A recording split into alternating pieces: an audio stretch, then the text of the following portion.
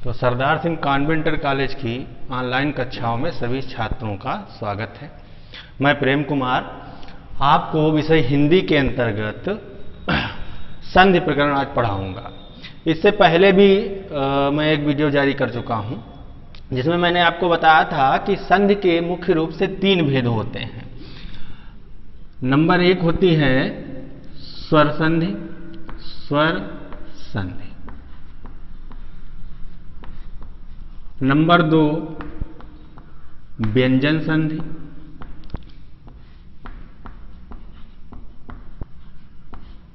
और नंबर 3 विसर्ग संधि।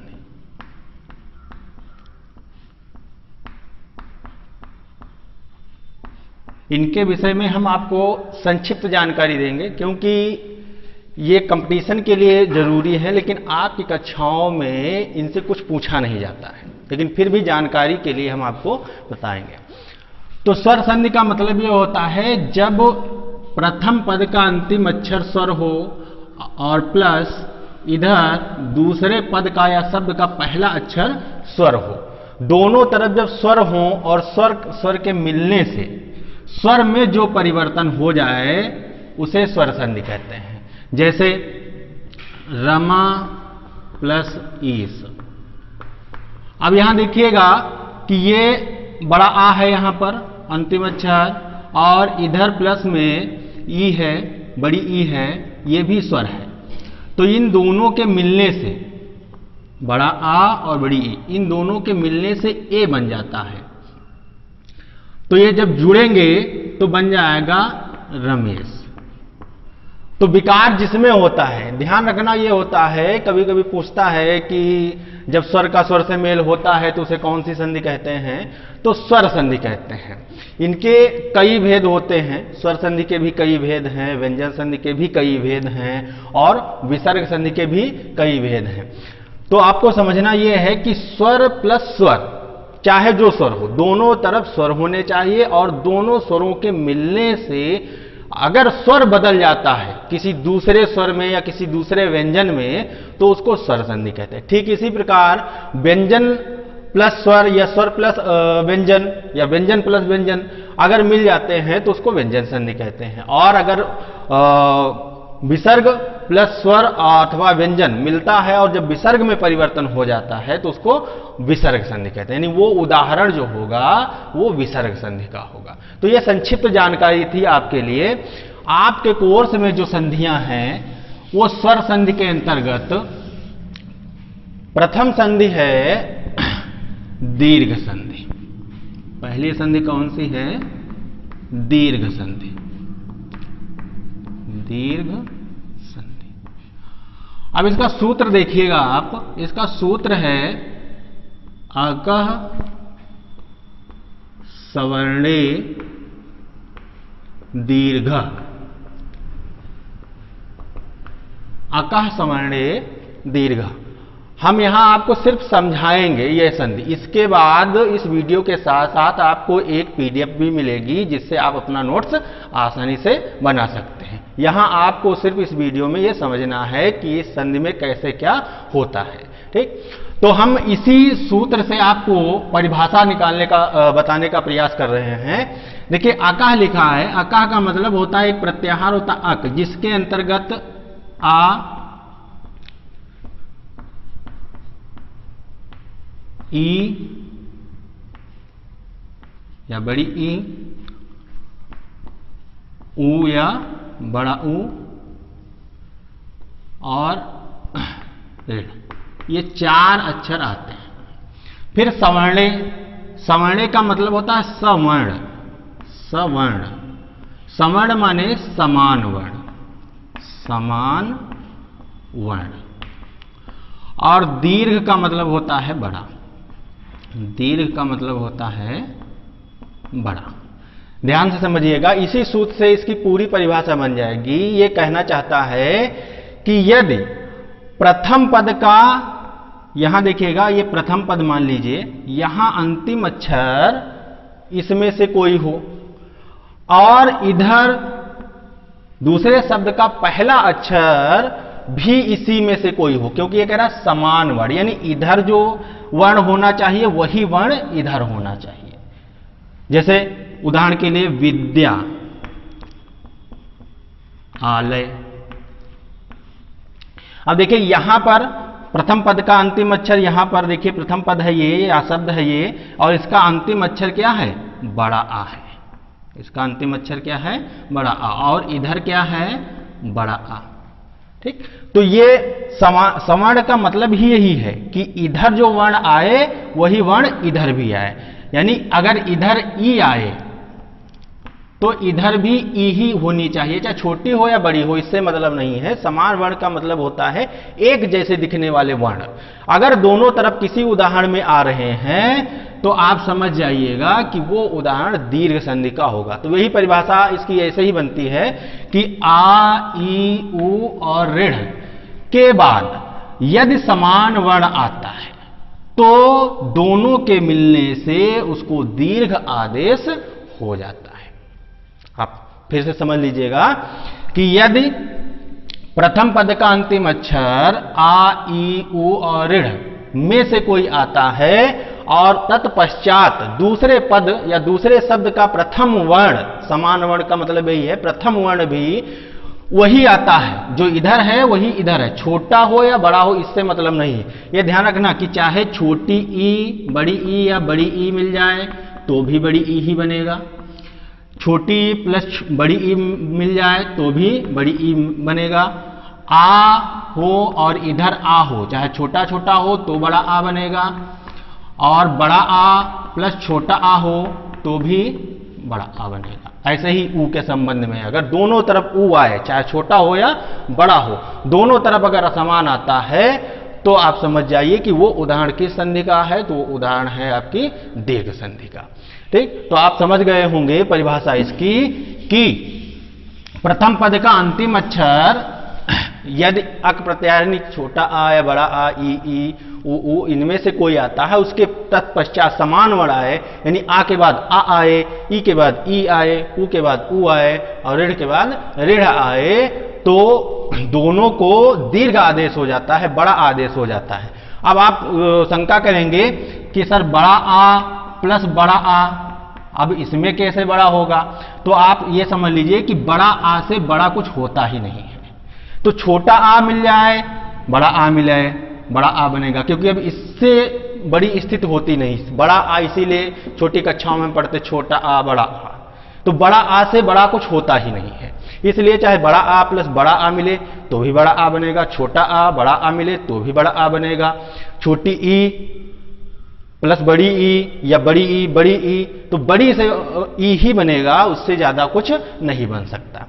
तो आप समझ गए होंगे परिभाषा इसी सूत्र में छिपी हुई है कि आ, ई, उ और ऋढ़ के बाद यदि समान वर्ण आता है तो दोनों के मिलने से उन दोनों को दीर्घ आदेश हो जाता है, इसे दीर्घ संधि कहा जाता है। अब हम एक एक को समझाएंगे कुछ उदाहरणों के साथ। देखिए पहला, इसमें जैसे आ अथवा बड़ा आ आए और प्लस इधर भी आ अथवा बड़ा आ आए तो बराबर बड़ा आ हो जाए। देखिए उदाहरण देखिएगा, विद्या प्लस आलय। अब यहां देखिएगा कि यहां अंतिम अक्षर, कुछ बच्चे नहीं समझ पाते हैं कि हम पूछते हैं अंतिम अक्षर क्या है तो कहते हैं सर द्या है, द्या नहीं है। अंतिम अक्षर जब हम बोलेंगे विद्या तो द्या बोला उसके बाद आ बोला, तो अंतिम अक्षर क्या है? जो अंत में स्वर बोलने में जो अंत में आए ध्वनि सबसे, वही अंतिम अक्षर होता है। तो यहां बड़ा आ है और इधर भी बड़ा आ है। अब इन दोनों के मिलने से ये मिला और आप जानते हैं कि बड़ा आ से बड़ा कुछ नहीं हो सकता, इसलिए बड़ा आ हो जाता है और शब्द निर्मित हो जाता है विद्यालय। ऐसे ही शस्त्र प्लस आगार, आगार माने होता है भंडार। तो देखिए यहां पर त्र में त्र बोलेंगे तो आ आएगा, अगर यहां हलंत लगा होता तो त्र आधा, तो त्र अंतिम अक्षर है, लेकिन अगर ये तिरछी रेखा कहीं नहीं लगी है तो जो स्वर है उस अंतिम अक्षर में वही अंतिम अक्षर माना जाता है। तो यहां छोटा आ है और इधर बड़ा आ है। अब इन दोनों के मिलने से बड़ा आ बना, तो ये शब्द बन जाता है आपका शस्त्रागार। शस्त्रागार, ठीक। ऐसे ही जैसे मेघ प्लस आलय है, मेघ प्लस आलय, ठीक। तो यहां देखिए छोटा आ है, इधर क्या है, बड़ा आ है, तो ये छोटा आ इसका और इसका बड़ा आ, ये दोनों मिल जाएंगे तो क्या बन जाएगा, मेघालय। क्या बन जाएगा, मेघालय। ऐसे ही जैसे परम, इधर क्या, आत्मा, आत्मा। तो यहां देखिए छोटा आ है और इधर क्या है, बड़ा आ है, तो दोनों को मिलने से क्या बन जाएगा, परमात्मा। क्या बन गया, परमात्मा। तो ऐसे ही असंख्य उदाहरण हैं, एक दो उदाहरण नहीं, जहां भी ये स्थिति बन जाएगी दो शब्दों के बीच में, बस आप समझ जाइएगा कि जैसे ही जुड़ेगा बनेगी स्थिति, दोनों की संधि हो जाएगी। तो बाकी के उदाहरण आपको पीडीएफ में मिल जाएंगे इसके।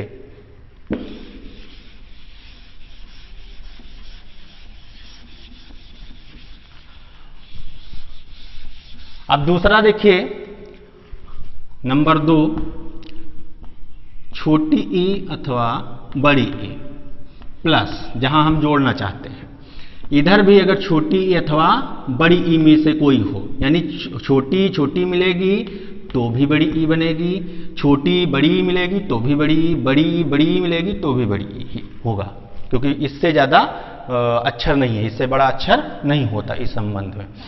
तो आप देखेंगे यहां पर जैसे श्री प्लस ईस, यहां देखिए बड़ी ई दिख रही है, तो अंतिम अक्षर क्या है, बड़ी ई, और इधर प्रथम अक्षर क्या है, बड़ी ई, तो दोनों के मिलने से क्या बन जाएगा, बड़ी ई। तो इसीलिए यह शब्द बन जाता है श्रीस। ध्यान रखना कि क्योंकि हम श्री में से जब हम ये बड़ी ई निकाल लेते हैं तो सा आधा बचता है, ये आधा बचता है, इसकी ई निकाली, इसकी ई निकाली, तो यहां पर ये इतना बचा और यहां पर ये इतना बचा, और बीच में दोनों के निर्मित होने से यहां ई आ गई और इधर सा हो गया। अब इसको जब हम जोड़ेंगे तो ये बड़ी ई इसमें आ जाती है, श्री हो जाता है और सा, श्रीस बन जाता है।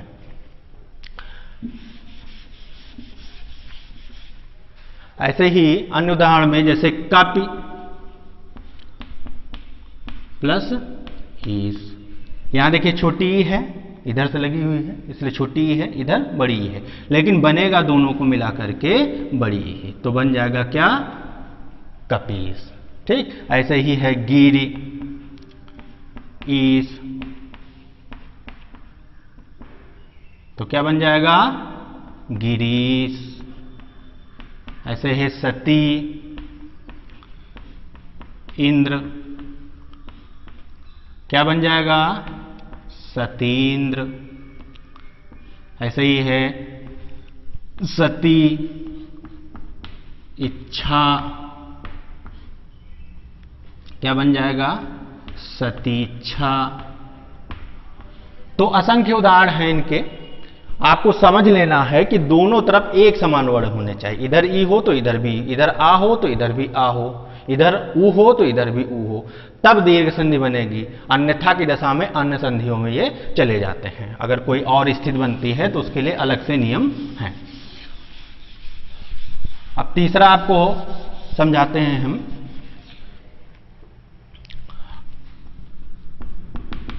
तीसरा ऊ इधर हो या बड़ा ऊ हो, प्लस इधर ऊ अथवा बड़ा ऊ हो, तो दोनों के मिलने से बनेगा बड़ा ऊ ही। जैसे वधू उत्सव, यहां बड़ा ऊ है देखिए और इधर छोटा ऊ है, दोनों को बनेगा बड़ा ऊ, तो क्या बन जाएगा, वधूत्सव। ऐसा ही है चमू ऊर्जा, देखिए दोनों तरफ बड़ा ऊ आ रहा है, इसलिए बन जाएगा चमूरजा।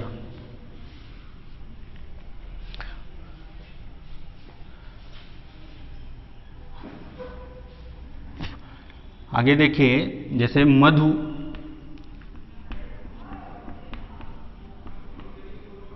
उत्सव, तो आप समझ सकते हैं क्या बन जाएगा, मधुत्सव। ठीक, तो इस प्रकार से असंख्य उदाहरण है। दोनों तरफ देखना है आपको कि क्या है, इधर क्या है, कौन सा अक्षर है अंतिम, और इधर पहला अक्षर क्या है। अगर दोनों तरफ ऊ है तो दोनों को मिला करके बड़ा ऊ हो जाएगा, दोनों तरफ ई है तो दोनों को मिला के बड़ी ई हो जाएगी। ठीक,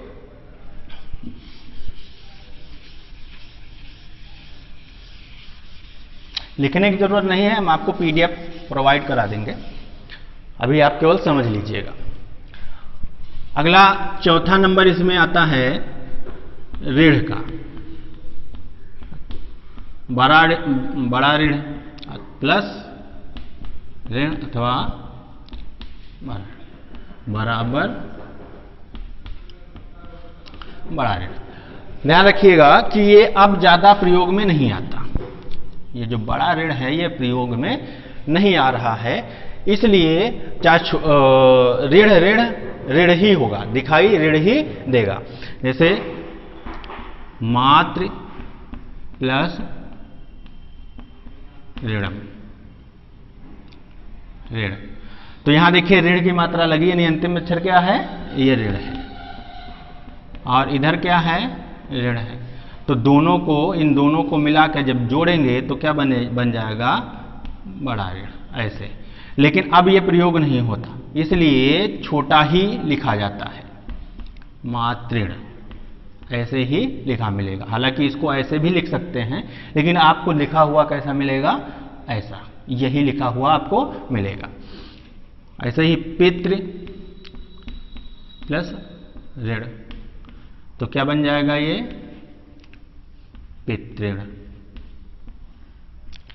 ठीक, तो ये बहुत साधारण सी संधि है, सिर्फ ये ध्यान रखना है कि दोनों तरफ इसमें समान वर्ण होना चाहिए, क्योंकि ये कह भी रहा है कि सवर्ण हो दोनों तरफ। इधर अगर आ है तो उधर आ हो, छोटा या बड़े से मतलब नहीं है, छोटा आ तो भी बड़ा आ छोटा तो भी बड़ा आ, ठीक, या बड़ा आ तो ऐसे ही छोटी छोटी बड़ी हो जाएगी, और बड़ी बड़ी ई मिलेगी तो भी बड़ी ही होगी, ऐसे ही ऊ के संबंध में। तो दोनों तरफ समान, एक शकल के, एक जैसे दिखने चाहिए। अगर ऐसा कोई उदाहरण जुड़ा हुआ है, आपस में मिले हुए हैं, तो वो उदाहरण दीर्घ संधि का होगा।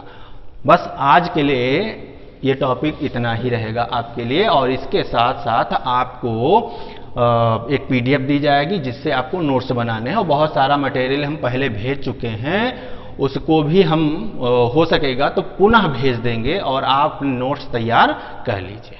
धन्यवाद।